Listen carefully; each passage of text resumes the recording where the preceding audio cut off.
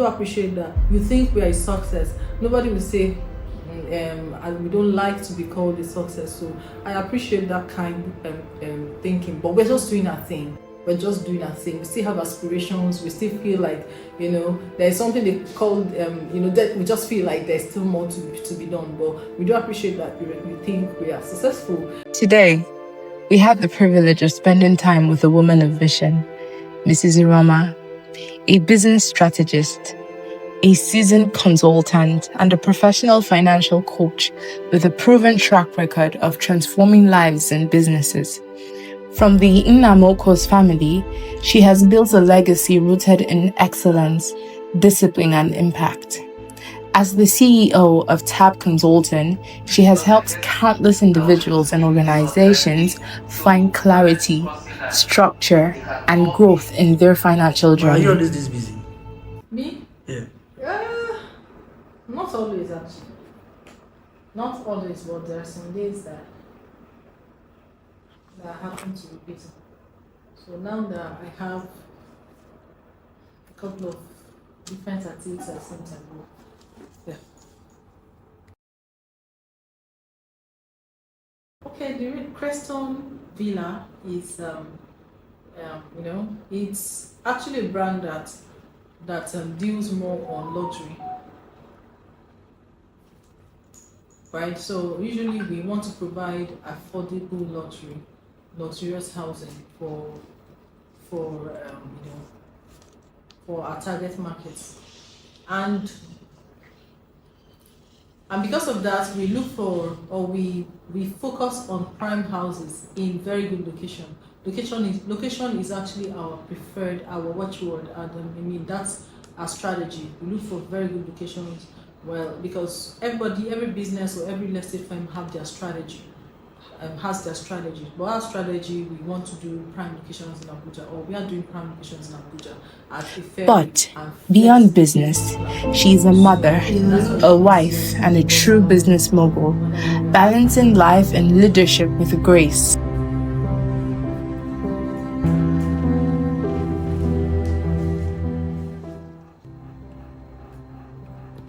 Are you a workaholic? No, I'm not. Okay, that's what you call workaholic. What do you mean by workaholic? So, if you work, how many hours do you work for? I really don't know. Do you get time to rest? Yeah. Her influence doesn't stop there. She is recognized among the Amazons, a powerful group of women featured in the New Africa magazine, making waves and selling globally. So, what's your biggest lesson you learned before you became who you are right now? My biggest lesson, as relating to me personally, my own personal journey, my biggest lesson would be that value relationships. Yeah, value relationships. Whether you are an introvert or you're an extrovert, you can't afford not to pay attention to networking and valuing and preserving relationships, because there's usually a huge gap between how much you can go alone and how much your network can help you navigate life. How far you can go with your network. So value relationships, yes. So, we take me to my next question. Do you get time to have rest, probably fun? Okay, candidly, I have, the reason why I took it as my biggest lesson was because I wasn't on that path, right? When it comes to, I'm an introvert, so relationships were not my strength, were not my core strength. I just prefer to do my thing. But looking back, I think I probably ignored it for too long. But candidly, I still have a few people who have been in my life for so long, and they have been very valuable. Imagine that I had more. Do you get? The value had been mutual anyway, because there are times when the value was coming from me, there are times when it was coming from them. But imagine that I had more, a larger world, right? So you have asked about my sister, so it would be comfortable to talk about one of my sisters. It's her core strength. She never loses contact. She never loses friends, right? She has people from way back then, even people that were like, how are you able to keep in touch with all these people? And it has played out a whole lot in how far it has helped her in life. We have even, I personally have tapped from her contact as well. Her network has been, has also blessed me in some ways. So I think that family relationship is such an asset. I think it's even more a bigger asset than a good CV. Yes, I think it's a bigger asset. As a network relationship is a bigger asset than a new team, especially in Nigeria. Especially in Nigeria, people say who you know is better than, but that may be on a scale of making it look like nepotism is a bad thing. But beyond, not, it doesn't have to be doing nepotism. It just has to do with we are not designed to grow alone. We are designed to grow in a community of people, everyone helping each other. So in that light, I think it's a big value in life. I've seen people who the only reason, or let me say 90% of the reasons why they are where they are is because of the friend they had in their space. A friend that said, come, let's do this together, or come, take this opportunity, or I think you would have, that was all, at least from my estimation, because who they were before that intervention was nothing, it was not anything special than the average person out there who is still trying to find their feet.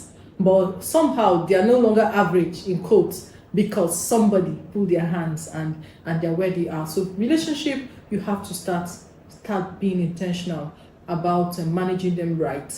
They may look like, the friends you have around may look like they're nothing, or sorry to use the word nothing. The friends you have now may look like it's not what you're looking out for. They're not the president's son, they're not the senator's aide and all, but just be a relationship valuer naturally. Be someone who primes relations, who takes care of relationships naturally, and you find out that over time, as they grow, they become one of your key assets.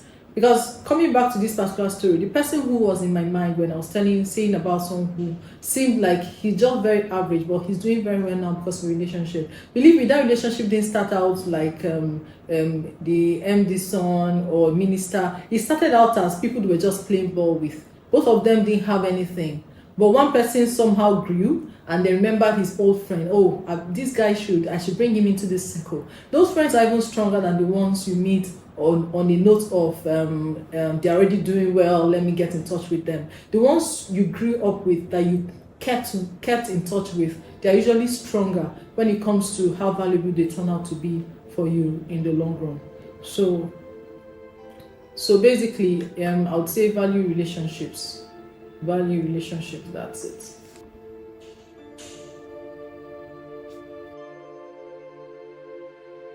Apparently, we don't lack human resources. We don't lack intelligence or intelligent people, right? What we probably lack in Nigeria is a cohesive vision, because vision is more powerful than resources. Vision is what puts resources together and put them to work to a particular destiny or direction. So without that, there'll be struggles, like we're having now. So vision, some people interpret it as bad leadership or leadership, good leadership, or what is leadership without vision? So vision is what makes a leadership is the vision tied to that mandate. So vision, a cohesive vision. When I say vision, we also have a situation where some good leadership come into power, or seemingly good leadership, they come into power and they set a vision, they start running with it, and when the next set of leadership takes over after 4 or 8 years, they start a new vision entirely. So we find it hard to attain or stay in course with a long-term vision, which is not good. And so if we have a long-term vision like China had, like Dubai had, some things we may not be able to achieve some things in 4 years, because it's a whole country we are talking about here, or a whole continent. But if we have sustenance of a particular well-meaning vision for up to 30 years, will certainly make a difference, because vision is powerful. Without resources, vision can birth a new world, right? Yeah. Even without resources, we pull the resources together and birth a new world. But resources without vision will lead to a lot of waste. And that's what we're experiencing. We have resources, but there's no vision attached to it. Okay.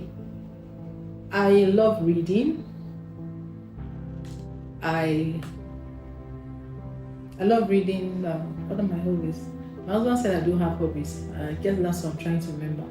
But reading, yes. I also like nature, going to maybe conservation parks. Oh, I love that.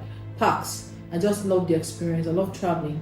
I just love anything that has a pinch of adventure embedded in it. I love to explore something new, a breath of fresh air, because I believe it inspires inspiration. Convenient rice. Yes, I see. Rice is for me. It's convenient. When I say convenient, it's something that you don't say I'm tired of eating it. Like if I eat it today and again tomorrow, so rice. And some people get like tired of eating rice. Some people. Well, for me, it's something that is convenient. I just say convenient rice. It's a lot of people's favorites too. So there are other foods I enjoy. I enjoy our local soups like afang soup. I enjoy well cooked afang soup because I've tasted some that didn't hit the mark. I also enjoy bitter leaf soup or hard sometimes, but they are not the kind of foods that you eat as frequently as you eat rice. So rice wins. Yeah. Okay, let me say something.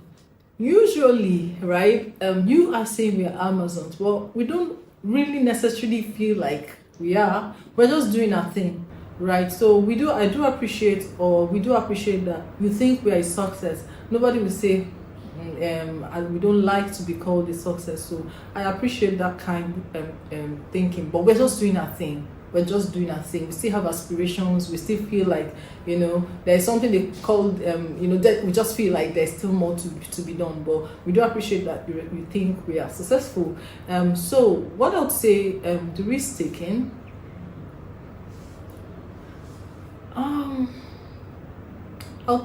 Let me change the question a bit. Maybe the risk not taking, or we didn't take the risk of not aspiring, and we didn't take the risk of not,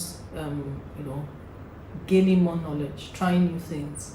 So I think I would want to answer it in that way because we're just living our lives. I can't say it. I'm not seeing it as a risk I chose to take, but I see it as a risk I chose not to take. The risk of not learning more, learning something new, trying something new, aspiring. So I think that's a risk not taking. A symbol of strength, a voice of impact, a woman of purpose. Today wasn't just a meeting, it was an experience, a reminder that with vision, discipline, and faith, it is possible to build a life that truly matters. By the time someone is saying their problem is recruitment, blah blah blah blah, not okay. I know the package you need, right? And then by the time, because you also ask them how many staff they have, by the time they tell you the number of staff they have, you have an idea of which one to propose to them. Interesting. Okay, the eldest, Dr. Gift, she's enterprising, and she was one I refer to when I say when it comes to emotional intelligence, she's queen, right? She keeps relationships, and it's something I admire. And she does it very seamlessly, and she has the heart that a first one should. That is typical. A heart that makes her able to be our eldest, right? She has the heart for everyone. She's the one that tries to be the cohesive force for us all. Then the second, which is Love, that's my immediate older sister. She is I like her. She's thoughtful. When I say thoughtful, she's an author of some thoughtful books that shake the table, as they say, about trauma kind of things and all that. And she's also bold to try new things, to just take a leap, even when it looks like in the eyes of everyone that the distance between where you are and where you're thinking of going is the word impossible. She just shuts her ears down. So she has this strong personality, this strength to shut everything down and go for what she wants to go for. I'm the third girl, and I'll skip myself. Then my immediate younger sister, I like her adaptability. She's adaptable. She's I don't want to say easygoing, but she knows how to get along with people, right? She has this thing about getting along with people right from time. Then the last born, she's very smart. She's not in Nigeria, but she's smart as a person. She's someone that nobody kind of worries about. We know she'll be fine. She knows how to navigate her way. So when she was traveling to Canada, we just knew that she'll be fine. So nobody has to, even though she's the last, she doesn't wait to be babied or something. She just has a way of getting herself to be fine. So I do admire her. Is the word she's just smart. Let me just leave it at that. Quote.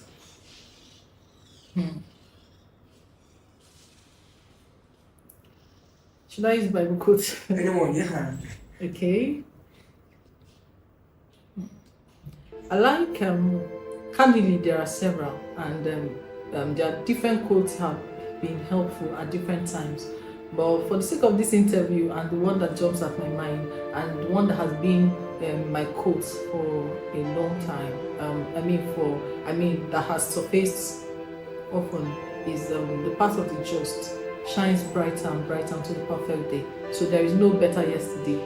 So no matter what's happening now, it's just going to be better tomorrow. It's just today. Yeah, there is no relationship with downward movements. Just upward because of God. I'll say to New Africa, I admire your resilience. You inspire me in terms of resilience. Okay, subscribe, like, share, and follow. That's the least you can do. Thank you.